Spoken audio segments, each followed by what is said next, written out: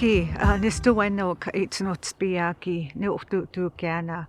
Ano kisikuni kutasi takidastopoa gyakokitistugsi. My name is Rebecca, Many Gray Horses. I'm from the Blood Tribe, and I thank you all for coming to listen to the session that we have today with the Galt Museum. It's a beautiful day to be here at the confluence of the St. Mary's and the Oldman River. This is a special place for the Blackfoot people. The history here is extraordinary. This place is a place of respect for our Blackfoot ancestors. The valley here holds the bones of our ancestors. The teepee rings are embedded into the ground, and the spirit of the stories remain here. History tells us that this is the area that our great Chief Red Crow was born at. Binakuyim, another great chief, was buried here, around here.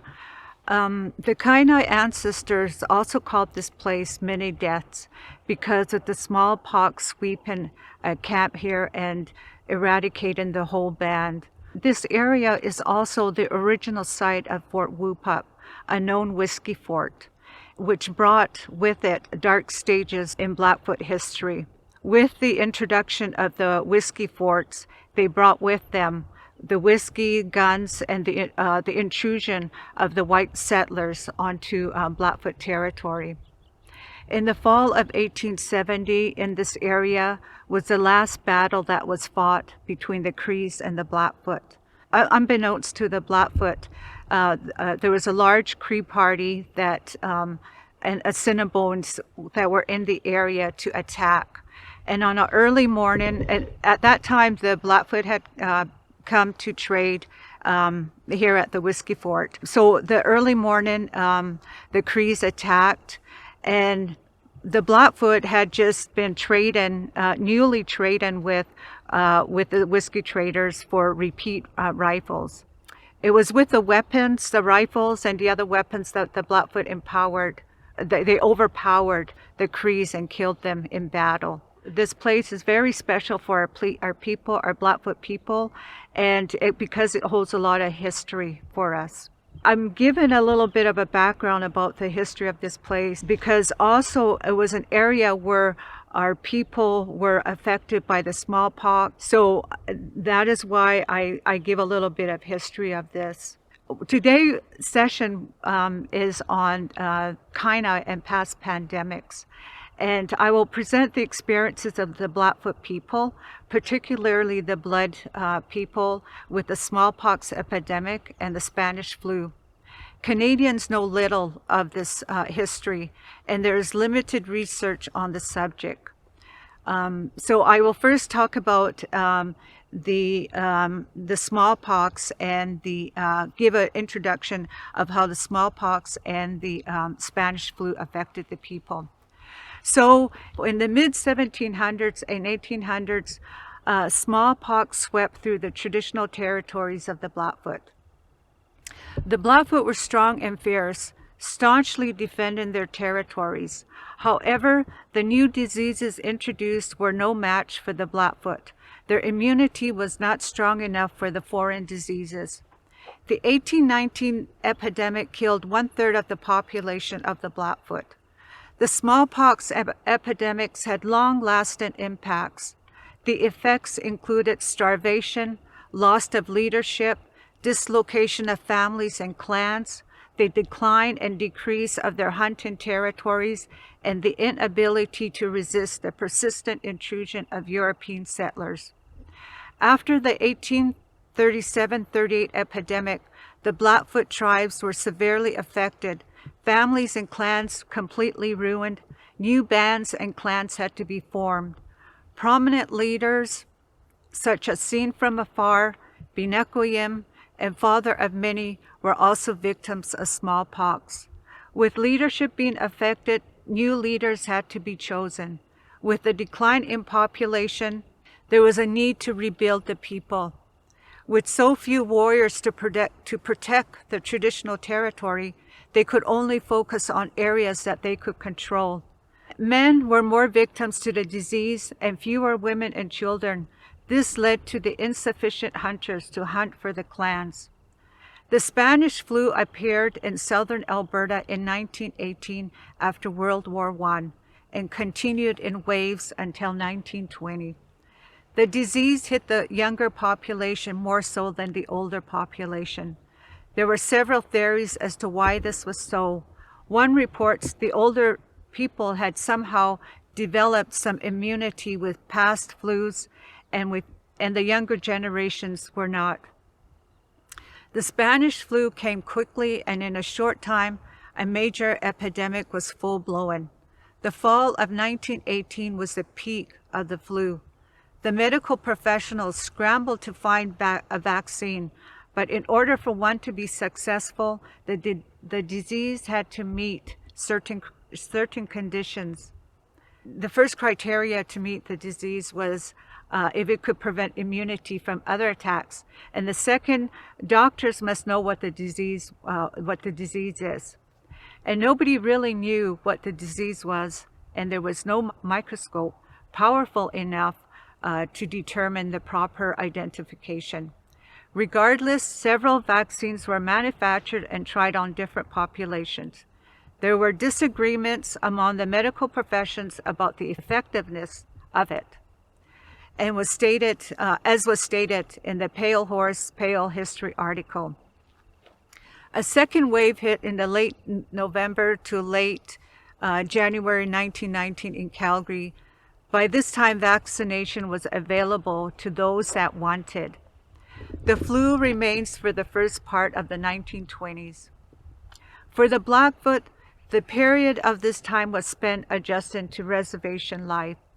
They had signed the treaty in 1887, about 40 years prior to the time of the Spanish flu.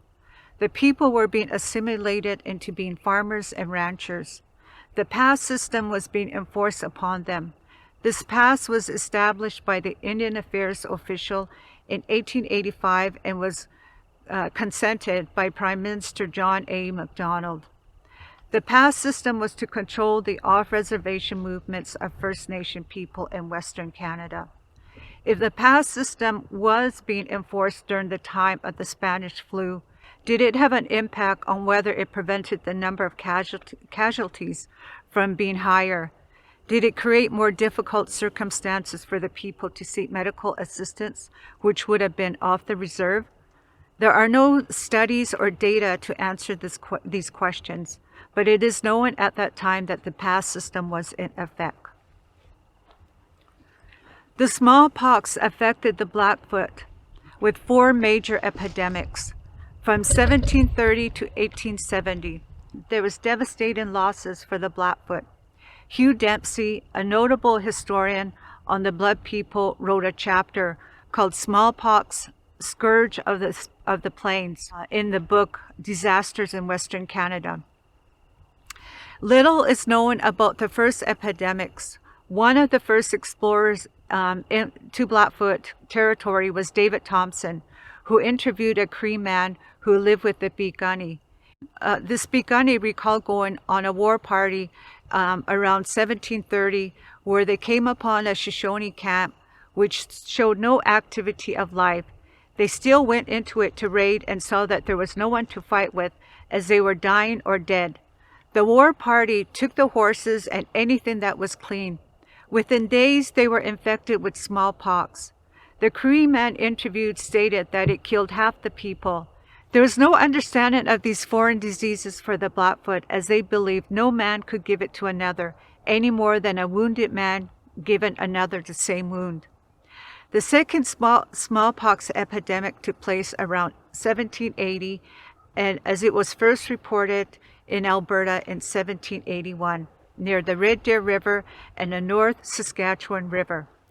If the Blackfoot were affected, there was no reports of that time with the research done by Hugh Dempsey.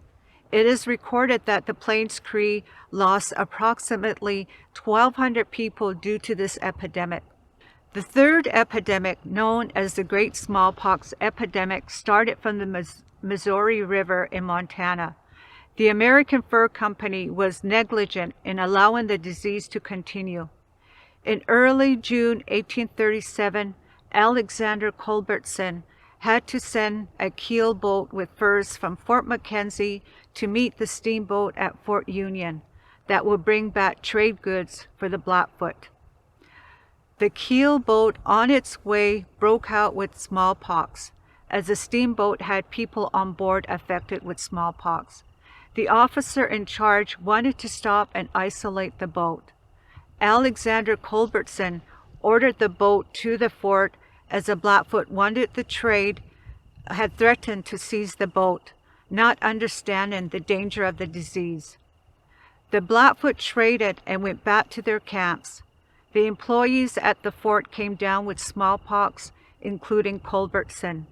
29 people died at the fort. 2 months later, after not hearing from the Blackfoot, Culbertson set out to check on them. Near Three Forks, he came upon a 60 teepee Begunny camp, bodies laying around with only 2 old ladies that survived. Further to the north, the Bloods were disseminated with the disease. It took hundreds of lives.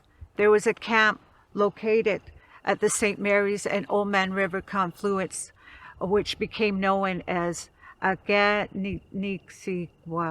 Many deaths because of the lives lost to smallpox. Ethnohistorian John Ewers estimates that at least 6,000 or 3/4 of their population had succumbed to the disease. Smallpox continued unrelenting through the winter of 1837 to 38 and into the following year before it died off. The Blackfoot winter count for 1837-38 was simply smallpox. And for 1839 to 40, it was noted as when smallpox ended. The final epidemic of 1869 for the Blackfoot started in Fort Benton, when once again a steamboat carrying smallpox infected person was allowed to proceed up the fort. When landed, an Assiniboine Indian crept into the boat and stole an infested smallpox blanket. This spread the disease to many Plains Indian tribes. The Begunny in Montana were the first to contact the disease. Later that year of 1869, Alexander Culbertson reported he visited a camp near Belly River, which is close here to present-day Lethbridge, where he learned that 1,400 died that winter. The disease ran rampant with the Blackfoot tribes, Stonies and Sarcees. A chief factor from Edmonton House estimated that 1,080 Begunny, 630 Bloods, 678 Blackfoot died from the smallpox. Others believe the estimations were higher. It is also recorded in the research by Hugh Dempsey that a traveler came upon a camp in northern Montana and discovered 1,000 dead bodies. At this time, relations between the Begunny and the Montana settlers were riddled with animosity and killing on both sides. This led to the Baker Massacre of January 1870. Colonel E.M. Baker attacked a smallpox-infested camp that he mistaken for Mountain Chief Camp, who he was seeking revenge on. This was Heavy Runner Camp, and his army massacred 173 Begunnies, mostly women and children. One of the most prominent leaders, seen from afar, succumbed to the disease. He had a vision not to cross the Milk River Ridge, but his daughter was at a camp close to Lethbridge around here, and she was sick with smallpox. He was so concerned with his daughter that he chose to go check on her and did cross the Milk River Ridge. Upon finding the camp, he found his daughter was safe and he started to return. He caught the disease and died. His wife and daughter returned his body to the confluence of the St. Mary's and the Old Man River and was given a chief's burial around this area. His best 12 horses were slain to take him to the spiritual world. Another great leader, father of many, also died from the smallpox. after going south to visit a camp. He was with the Southern Blackfoot when he contacted the disease. He was known to be beautiful and dressed well, but died abandoned. Where vaccination was successful, the Plains people were spared in parts of Alberta, Saskatchewan, and Manitoba. But for the Blackfoot, vaccinations were not readily available. When the disease appeared, the fort would close down to prevent those with it to enter. This meant the tribes around the area were not allowed near there to seek treatment. Some had vaccines, but not enough for everyone, or so it was defected in some way. While there have been many vaccines in the 1837 epidemic, there was none for the 1869 epidemic. The only place where vaccine was available was in Winnipeg. When Hudson Bay Company heard of the disease spreading, they sent out vaccines only to be frozen or defected. Those that fled to the bush came back unaffected. Some forts and missionaries advised their followers to go to the bush and stay away from other families. These families managed to survive the epidemic. The smallpox was a dissemination of the population, impacting leadership and destroying clans. New bands and clans with new leadership had to be formed. With population decline and many warriors gone, the tribes had to take some time to rebuild membership. Starvation was one of the impacts. The people could not hunt while sick with the disease. This caused death in some cases.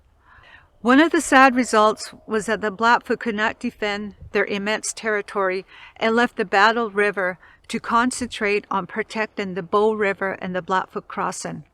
With this information, it appears that there was a time that the Blackfoot gave up the traditional territory part north to what would be Edmonton because of the decrease in members, particularly warriors that could not protect that area. The epidemic was 4 years before the Northwest Mounted Police. Would the Blackfoot be as submissive to the Northwest Mounted Police if their numbers were still strong in numbers? Would the settlement of the West be more difficult for the government and the white settlers to control? With strong leadership, chiefs die into the disease. The Blackfoot leadership system was broken down and many clans destroyed. A trader known as John Healy stated that now that Binakoyim, seen from afar, has gone, the North will be easier to settle. Another general in Montana stated whether the epidemic would subdue the Blackfoot, to which he was correct. This made it easier for illegitimate American traders to invade the area. This began the illicit whiskey trade that created chaos and internal dissension for the Blackfoot. The further disintegration of their leadership could not cope with the invasion of the white settlers, Métis, whiskey traders, and the Northwest Police. As a result of the epidemics of 1837 and 1869, the legend of the smallpox blanket circulated. There are documented records where this was actually the case. In 1763, there is a record that during the Pontiac's uprising, an American commander instructed to his colonel to introduce smallpox to the Indians that were uprising through smallpox-infested blankets. His statement, "You will do well to inoculate the Indians by means of blankets and try every effort to exterminate this race." There was also other diseases and epidemics that affected the Blackfoot people. In 1819, the measles, which the Blackfoot called the Red Eruption, wiped out a third of the Blackfoot. In 1864, the scarlet fever, which the Blackfoot called the Black Eruption, killed 1,100 Blackfoot people. And this was recorded by Hugh Dempsey in the chapter that he wrote. Okay, so now I'm going to talk about the Spanish flu. So in 1918 to 1920, the Spanish flu swept through Canada and the world. It is estimated that over half of the world's population, more than 1 billion, were affected by the Spanish flu. It came on just after World War I, as I mentioned, and the virus attacked it with incredible speed, bringing healthy individuals to complete helplessness and even death in less than 48 hours. Often, the more remote a community was, the higher the death rate. And so that means across Canada, rural communities and especially Indigenous communities were affected on a much larger scale than the urban populations. At the time of the Spanish flu in Canada, there was a pass system for Indigenous people. In 1885, after the Northwest Rebellion, the Indian Affairs of Canada enacted a pass system for rebel Indians, but later applied to all Indians. First Nation people were required to remain on their reserves unless they acquired a pass that stipulated the purpose of their travel and the extent of their absence, which was to be signed by an Indian agent or farm instructor.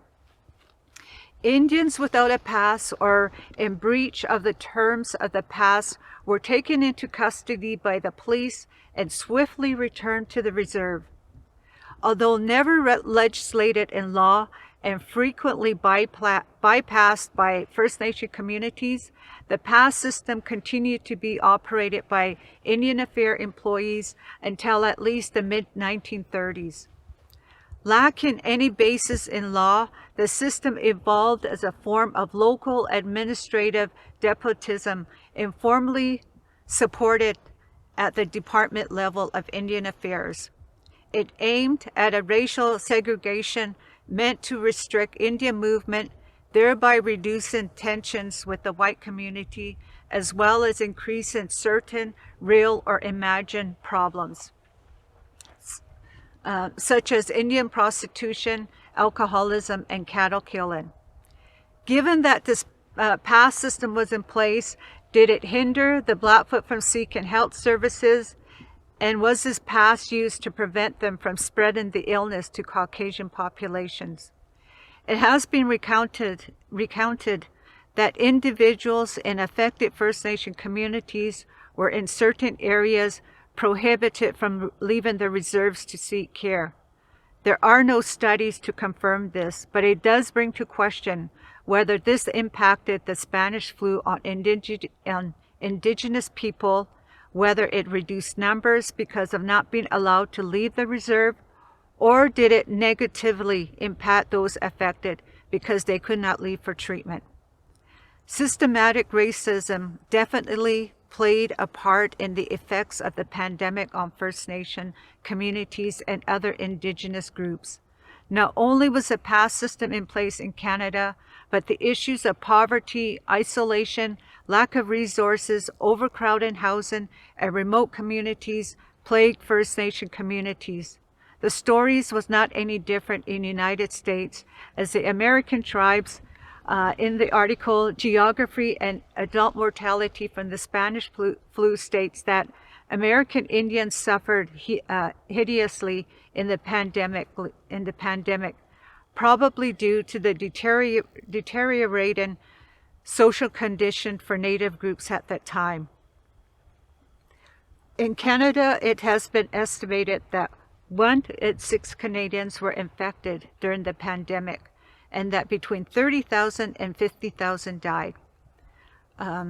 Aboriginal groups experience a higher level of mortality from the flu, both in the province of Alberta and across the country. A report from the Department of Indian Affairs, composed in 1919, puts the death toll among Aboriginal peoples living on reserves in Canada at 3,694 out of a total population of about 100,000, suggesting an influenza mortality rate of 34.85 per thousand, more than 5 times the national average for non-Aboriginal Canadians. In Alberta, the mortality rate for flu among Aboriginal groups was much higher than the national average, at 53.8 per 1,000. The inferior squalid living conditions on many reserves where Aboriginal people lived had inadequate housing, provided by the Department of Indian Affairs.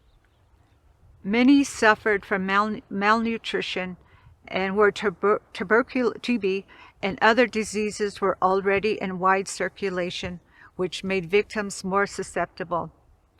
The blood tribe population was at 1,112, and the fatalities from the Spanish flu was 29 for a short period of time from October 2018 to February 1919. This was only a 5-month period, and because the data was so limited, this was the only data that I could come up with. So this ends the session on the Kainai and the past pandemics. I would like to say that while I was doing the research during this COVID pandemic, it was challenging as the places that I sought to gather data from, like Glenbow Museum and the Government of Canada websites, were closed. And so that limited the data that I could collect. So I hope that you enjoyed this session, and thank you for watching this video. I would like to especially thank the Galt Museum staff for allowing the creativity to allow us in telling our stories. Thank you.